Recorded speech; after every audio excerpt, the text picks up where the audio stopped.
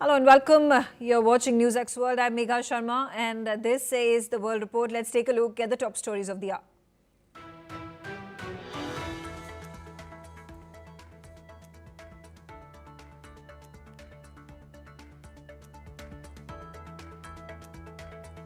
The European leaders have now concluded their coalition of the willing meeting. They have spoken to President Donald Trump of United States of America, and this has happened through a press conference, through a video conference between the European leaders, the Ukrainian president and US President Donald Trump.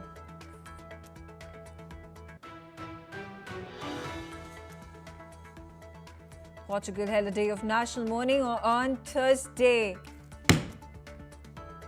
Portugal held a day of national mourning today, even as the death toll climbed to 16. There are 21 people who are injured. There are 11 foreigners, tourists who had visited Portugal, Lisbon, who have been injured in this tragic accident. The Prime Minister of Portugal has said this is the worst tragedy that has hit Portugal.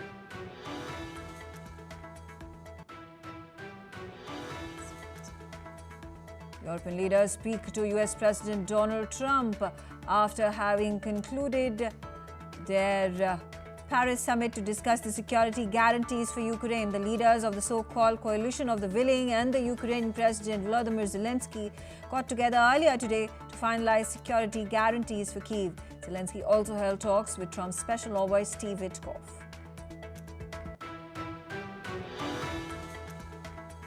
NATO chief Mark Rutte said that Russia did not have a veto on whether Western powers can deploy troops to Ukraine as part of security guarantees if a truce is reached. Russia remains firmly opposed to any Western troops being deployed in Ukraine.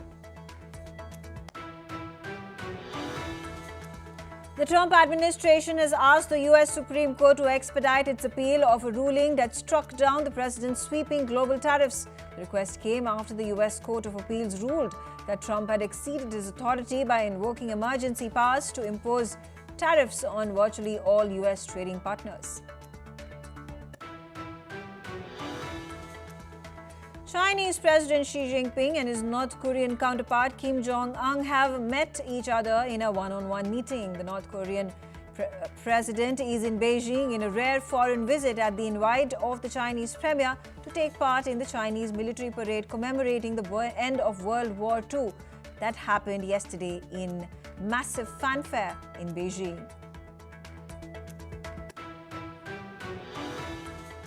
Former Prime Minister of Thailand, Thaksin Shinawatra, has left the country and is headed to Singapore, even as Thai Parliament is set to vote for a new Prime Minister after royal officials rejected a request by the ruling Pheu Thai Party to dissolve Parliament.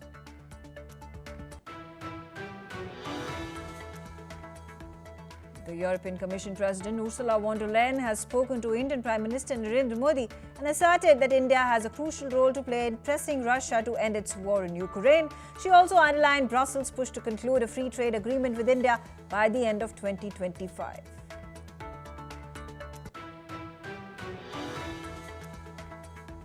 The legendary Italian fashion designer Giorgio Armani, who marked his 91st birthday this July, has passed away. Armani redefined men's suiting with his signature unstructured jackets in the 1980s and dressed the who's who of Hollywood, from Kate Blanchett, Nicole Kidman to Leonardo DiCaprio. There are at least 16 people that have been killed, 21 others that have been injured after a car on Lisbon's Gloria funicular railway derailed and crashed into a building, reportedly marking one of the deadliest public transport accidents in Portugal's capital. The incident occurred as a car was descending the city's steep hillside and reportedly lost its brakes after a cable snapped, causing it to derail on a turn. Footage from the scene showed a mangled yellow tram-like vehicle lying off the tracks just meters from another car at the bottom of the hill. The city's remaining two funicular lines have now been shut down for inspection. listen in to some of, in fact, the commander of Lisbon's professional firefighters spoke about the crash. Listen in. Fomos alertados às 18h08 para um descarrilamento aqui do Elevador Santa Justa. Em 3 minutos chegamos ao local, rapidamente chegamos aqui ao local. As causas do acidente terão de ser testadas e analisadas pelas entidades. The head of Portugal's Civil Protection has also spoken and provided further information on the fatalities, while some are confirmed to be foreign nationals. Their identities and nationalities were not released. Sobre a nacionalidade das vítimas transportadas para os hospitais, apurámos até ao momento 4 de nacionalidade portuguesa, 2 alemã, 2 espanhola, 1 coreano, 1 cabo-verdiano, 1 canadiano, 1 italiano, 1 francesa, 1 suíço, 1 marroquino. Faltam apurar a nacionalidade de 4 feridos. Deste acidente resultaram ainda 15 vítimas mortais que foram transportadas para o Instituto Nacional de Medicina Legal. Dos 23 feridos levados para o hospital, 2 vieram a falecer no hospital durante a noite de hoje. Temos assim um total de 38 pessoas envolvidas, das quais 21 feridos e 17 vítimas mortais. Meanwhile, leaders have posted their condolences following the deadly crash. President of the European Commission, Ursula von der Leyen, has posted on X. She said, and I quote, "It's with sadness that I learned of the derailment of the famous Elevador the Gloria. My sympathies go to the families of the victims." Ukrainian President Vladimir Zelensky also offered his condolences. He said, on behalf of the Ukrainian people, I extend heartfelt condolences to the families of the victims, to President Marcelo Rebelo de Sousa. The French President Emmanuel Macron also shared his condolences. He said, and I quote, "French share in mourning of the Portuguese after the tragic funicular accident in Lisbon. Our condolences to the bereaved families and our solidarity with Portugal." The Secretary General of the United Nations also offered his condolences. He said, and I quote, "I express my condolences to the victims' families and my full solidarity with the people of Lisbon."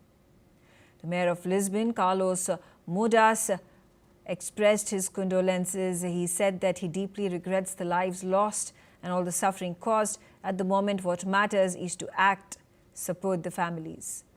The President of the European Council, Antonio Costa, said that his thoughts were with the victims and their loved ones and with the injured, to whom he wished a speedy recovery. In fact, the Prime Minister of Portugal, Montenegro, has also made a statement, and he said this is perhaps the worst tragedy that has struck Portugal. According to multiple sources and local media, Thailand's Thaksin Shinawatra, the father of the former Prime Minister Pattigotran Shinawatra and former Prime Minister himself, has left the country and is headed for Singapore. Meanwhile, amongst other political updates from the nation, Thai lawmakers will vote for a new Prime Minister after the royal office rejected the few Thai parties' request to dissolve the parliament. Caretaker Prime Minister Phumtham Vechayachai said the Privy Council called the request inappropriate and cited legal issues over caretaker leader's authority. The few Thai party nominated ex-Attorney General Chai Kasim Nitisiri, while the opposition coalition backs Bhumjai Thai leader Anutin Charnviraku, who is expected to win. Few Thai has warned it may call a snap election if Chai Kasim wins. Anutin previously served as Deputy Prime Minister and Minister of Health and Interior in the government of Thailand. The decision leaves Parliament clear to elect a new leader, while political turmoil continues to shake the Shinawatra dynasty.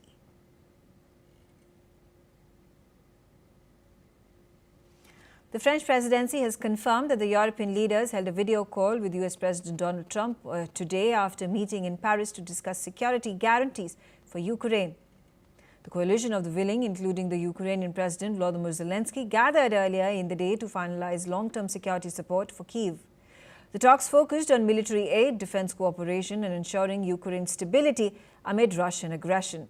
Zelensky also held a separate meeting with Trump's special envoy Steve Witkoff, underlining Washington's direct involvement in the discussions. Dr. Fyodor Wojtolowski on the telecast with me. He's the director of the Institute for World Economy and International Relations of Russian Academy of Sciences. He's joining me from Moscow. Thank you very much. And of course, what are your first reactions to yet another meeting that has been held in Paris?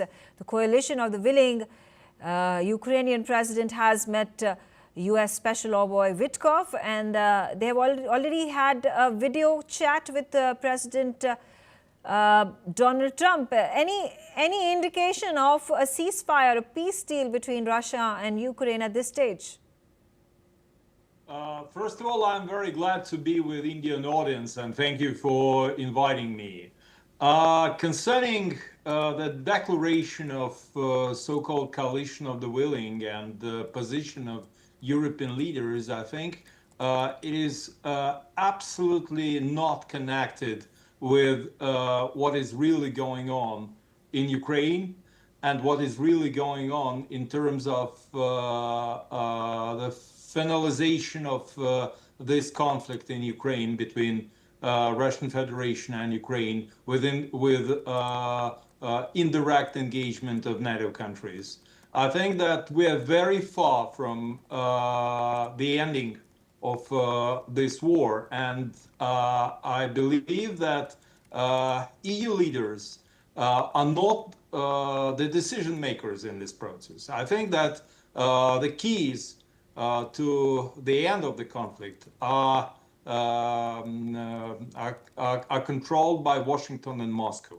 And if the result of the meeting between President Trump and President Putin in Alaska will continue with the dialogue between Russia and the United States on the ending of the war in Ukraine, with engagement of Kiev, which is right now trying to rely on European leaders as to alternative to Washington, D.C., we will have significant process. But I do not think that the conflict will be ending with the ceasefire. I think that it will be ending with negotiations, and ceasefire is not the precondition of the negotiations. Right, absolutely. With regards to, taking a look back at the Alaska summit that took place, President Putin and President Trump met each other. We see at the SEO summit as well, President Putin spoke about how it is justified in attacking Ukraine with regards to the NATO expansion and Ukraine's demand to be part of NATO, talking about the 2014 coup d'etat and the dissenters being cracked down on the dissenters by the Ukrainians with the support of the Western allies, European allies. There is also at this point of time Putin, who has put his step down. He said that either Zelensky can come to Moscow and hold the peace negotiations, or he would be forced to end the war. Now, what does this indicate? I think that Moscow has the same position as it used to have in March of 2022, when negotiations between Russia and Ukraine in Istanbul took place. And there was a so-called Istanbul Memorandum, where two delegations, Russian and Ukrainian, have prepared a very profound and comprehensive peace plan. And in that time, this peace process has been broken by the initiative of Great Britain and Prime Minister Boris Johnson, who came to Kiev and openly told Vladimir Zelensky and Ukrainian government that you shouldn't have these negotiations with Russia. You should fight, and in the fight you will win. And it has stopped the peace process. But since that time, Russian government, President Putin, Minister of Foreign Affairs Sergei Lavrov, have been many times saying that Russia is ready for negotiations at any time when Kiev will be ready to discuss conditions of the end of the conflict. And I would like to emphasize that it's not the conflict between Russia and Ukraine. It has origins from the internal conflict between eastern and western parts of Ukraine, which has started in 2014. Of course, Russia has supported Russian-speaking eastern part of Ukraine against Kiev, and there was a Minsk agreement process with an attempt to resolve the conflict without any breaking of sovereignty and territorial integrity of Ukraine. But it failed. It failed not because of Russia, but because Kiev, supported with France and Germany, didn't want to follow Minsk agreements. And that's why Russia has started this special military operation. Of course, it's a war, it's a conflict, and it continues, and it's a tragedy for both Russia and Ukraine. And I believe that efforts of the United States, of President Trump, who has absolutely different vision from a major part of European leaders of this conflict, it can drive us to peace and security, but it should be an inclusive process.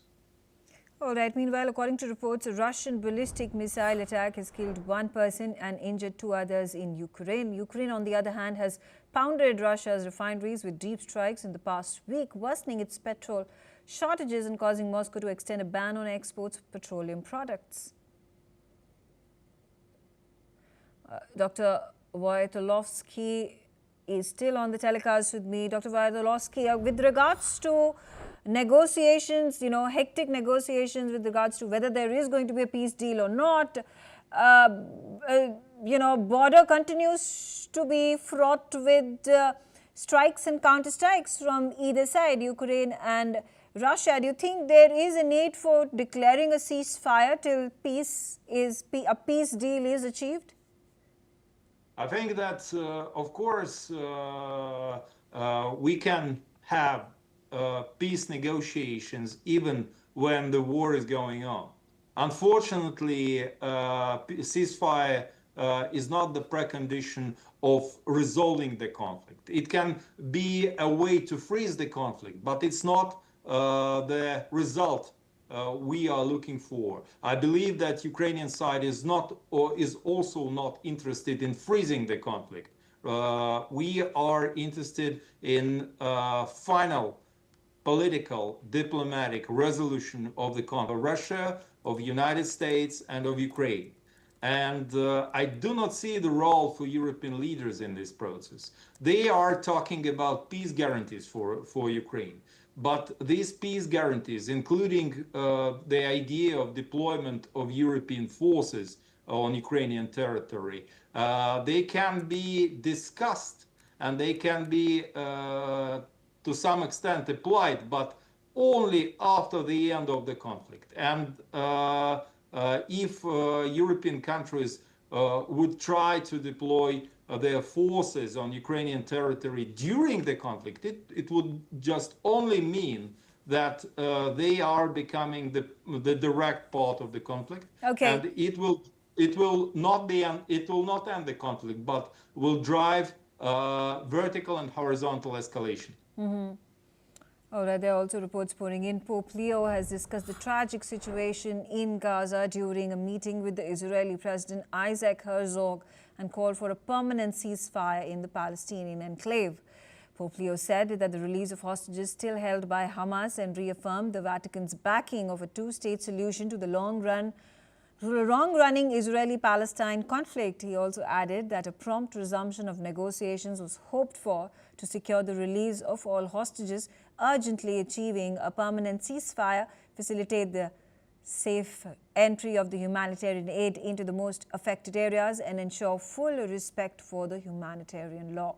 Isaac Herzog said that religious leaders and all who choose the path of peace must stand together in calling for immediate release of the hostages and a first and essential step towards a better future for the entire region.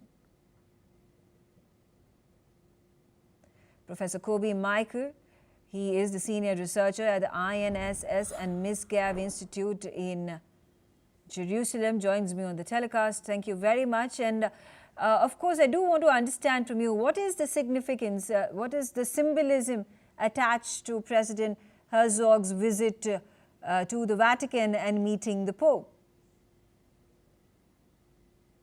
Hi, good afternoon. I don't think that there is any direct linkage that we can make, although, I mean, to Gaza and to the hostages deal or issue, although I'm sure that President Herzog will raise the issue during the meeting with the Pope. I don't think that the Pope is so influential in this regard. I think that there are very few players that can be considered as influential when it comes to Hamas. The leading are Qatar and Turkey, and unfortunately, both players are not pressured enough yet by the United States, neither by others. Right, absolutely.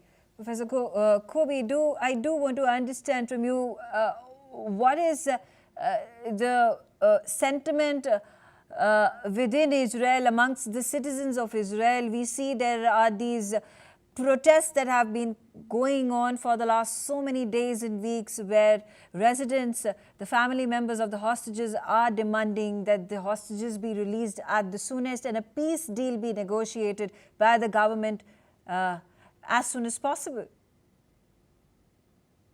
Yes, unfortunately, the Israeli society is deeply divided in this regard. There is no doubt that there is a very broad public sentiment with regard to the hostages, and there is, I would say, very well organized protest against the government, or protest that pressures the government to go for a deal as if it is really related to the Israeli government, as if the Israeli government will say yes, then we will have a deal with Hamas. Unfortunately, this is not the situation. The deal depends on Hamas much more than on Israel.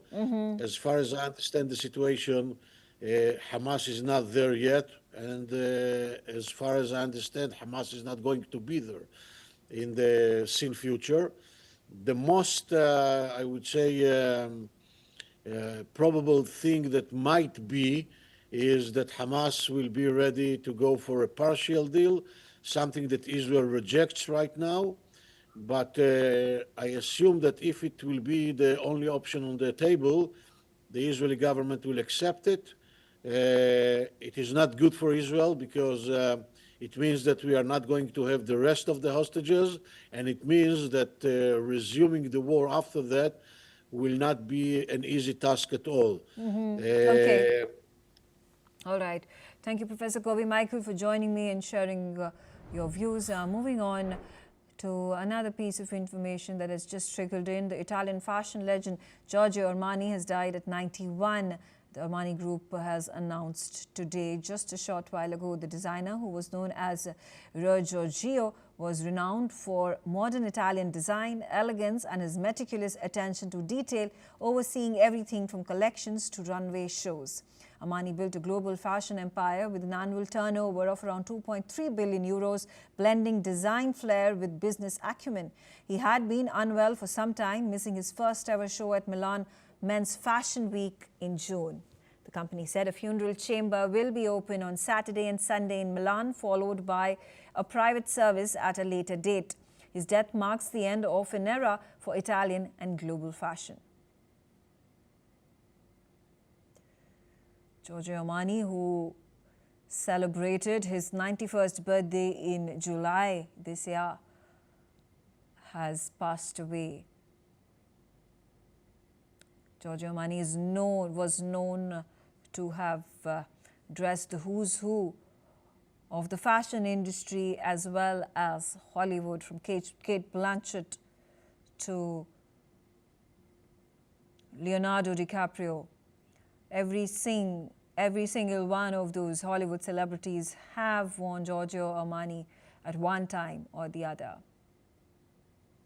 It's unfortunate that a fashion luminary has passed away, and this is a huge loss for the fashion industry.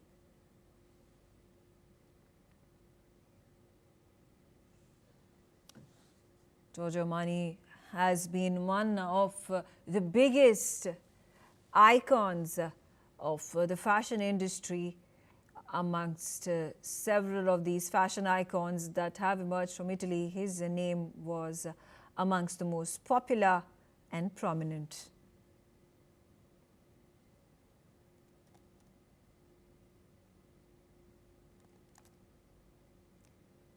In fact, Giorgio Armani would be remembered for his signature style of unstructured jackets that brought about a complete transformation back in the 1980s.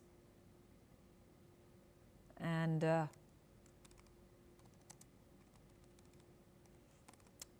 this revolution that Giorgio Armani brought with him transformed the way fashion functioned. All right, joining me on the telecast is Reena Dhaka. She's a celebrated fashion designer. Reena, unfortunate news pouring in. Giorgio Armani is no more. He passed away just a few minutes ago. If you could give us more information, shed more light into the life and legacy of this fashion legend. Hi. So very sad day for fashion because Monsieur Armani was a god of fashion, and as a young girl growing up in fashion, he was truly a hero. I would save up all ends of a money. I would rather have an Armani jacket to wear than have a priceless necklace. That's how much I valued his work. And I must say that even though I bought his clothes saved up in the 90s or early 2000, I can still wear them. When I wear them, they fit perfectly and they are beautiful in their drapes. His use of fabrics, his techniques, his linings, you know, how he tailored clothes, he was ahead of the curve. Of course, youngsters today may not have so much of knowledge of him growing up because of the way fashion has grown. But for me, this man was somebody we can always look up to, because even up to the last couture show he just did, he was still on the runway, on the catwalk, supported by his family or members of his team. But he is inspiring. Absolutely. Reena, what marks, if you could, give us those 2 or 3 instances in his career that spanned for decades. You spoke about his jackets, those unstructured jackets that were quite the rage back in the 80s, were his signature fashion statement that he brought to the anvil, and that continued to resonate within the fashion industry and amongst people all across the world. But if you could shed light into some of the key highlights of his fashion legacy that he has left behind for the world.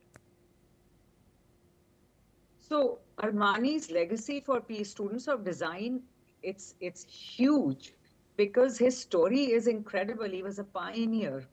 He created his own kind of, technique, which people in India, we then didn't have access at that time to travel across the world with ease like we have today. We also didn't know who to buy then, but even growing up then, he became a must-have. To own an Armani jacket is to be recognized in it without a single label on it.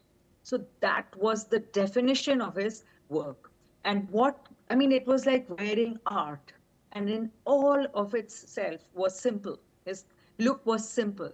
And the fact that even so many years later, he is still doing a couture show, however aged or whatever health issues he may have had, he shows people how to live, how to believe in your work, how to carry on your legacy, even though times have changed, younger generations have come up, kids have come in, newer players, but Armani played through as a classic.